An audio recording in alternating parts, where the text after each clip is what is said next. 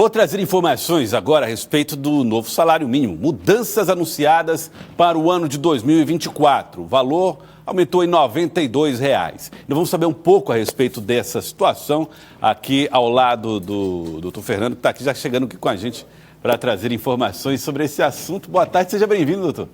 Boa tarde, Joelson. Boa tarde a toda a equipe e toda a produção aí e a audiência da Cidade Verde. Pessoal que está acompanhando, doutor Fernando, bem atento a esse novo valor do salário mínimo. E para ajudar você que está em casa a acompanhar aqui o raciocínio do doutor Fernando Galvão, economista, nós vamos trazer aqui na tela para você os detalhes dessa mudança. O novo salário mínimo tem esse valor definido, R$ 1.412.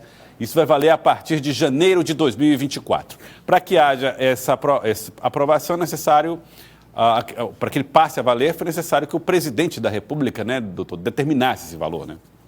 Isso. O salário mínimo, Joelson e a toda a audiência, ele é parte de uma estratégia, ou ele deveria ser parte de uma estratégia de desenvolvimento nacional. Até porque ele tem três funções básicas.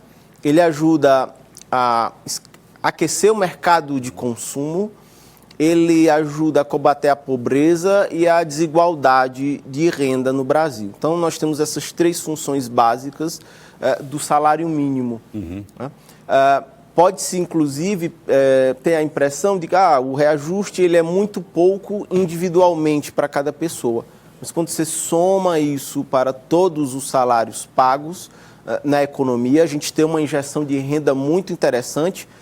Funciona como se fosse um óleo que ajuda uma engrenagem enferrujada a girar, mais grana no mercado, que faz com que o fluxo de negócios ele se intensifique. Tende a crescer. Inclusive, nós trouxemos aqui os elementos, né, que ajudam na composição do salário. Vamos ver aí a próxima tela. O salário, repito, o valor é de R$ 1.412, vai ser pago no mês de fevereiro, portanto, referente ao trabalho do mês de janeiro. Então, os impactos para quem ganha um salário mínimo serão sentidos ali a partir do quinto dia útil de fevereiro, aproximadamente.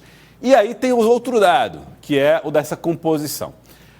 O valor do salário mínimo é estipulado a partir do INPC acumulado, é o Índice Nacional de Preços ao Consumidor, 3,85%, que vai mais ou menos ali na inflação, é o número da inflação, e o Produto Interno Bruto, o quanto o Brasil cresceu em 2022. Por que a utilização desses dois fatores, doutor? Nos últimos 4 anos, o salário mínimo ele estava sendo reajustado apenas com base na inflação. A mudança nessa metodologia, incorporando também o PIB, ele visa dar a possibilidade de reajustes acima da inflação, né, para poder dar um ganho real ao salário mínimo. Uma coisa muito interessante que a gente pode estipular daí é que a inflação de 3,85%, ela aconteceu por conta do dólar, que operou durante...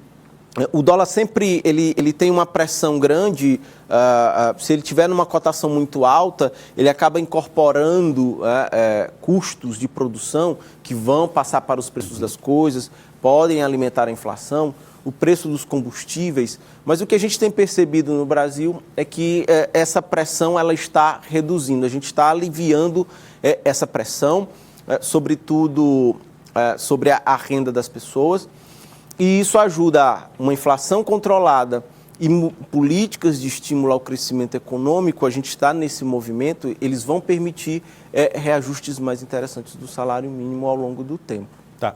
Durante um tempo a gente teve números negativos no PIB brasileiro, recentes, até inclusive por causa da pandemia, ou quase chegando a zero. O que é que deve mudar, então, na vida das pessoas, esse crescimento registrado e que já impactam aí imediatamente no salário mínimo? O próprio ano de 2023, ele foi muito bom para a economia brasileira, porque o PIB ele deu uma boa reagida do ponto de vista de performance econômica.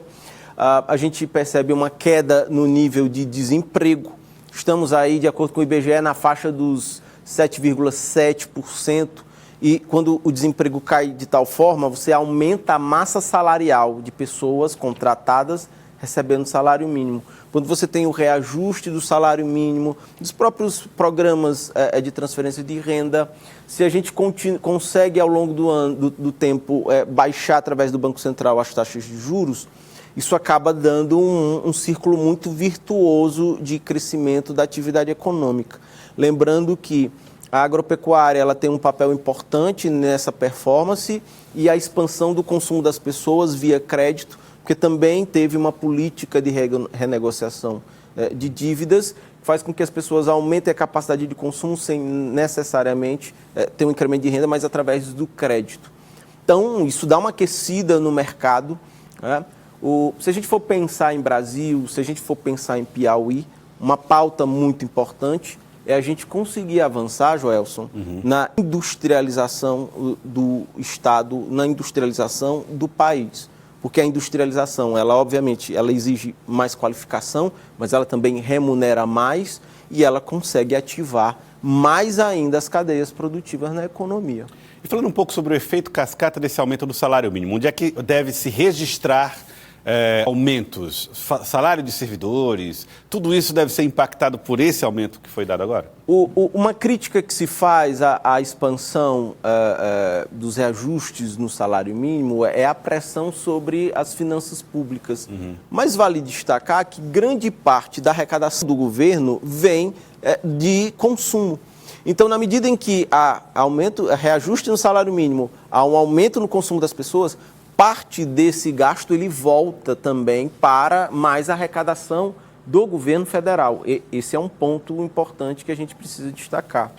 Um outro é que o salário mínimo ele também vai gerar uma pressão de custos sobre as empresas, porque elas vão ter que reajustar de acordo com a legislação, com a lei, mas vejam, volto a dizer, quando a gente olha macroeconomicamente, um maior consumo, um maior aquecimento da atividade econômica também gera mais receitas para as empresas. Obviamente isso não é homogêneo, isso varia de setor para setor, mas a ideia é de que isso contribua para que a gente consiga, Joelson, aumentar a nossa rampa de crescimento da atividade econômica que tem se mantido muito baixa ao longo dos últimos anos.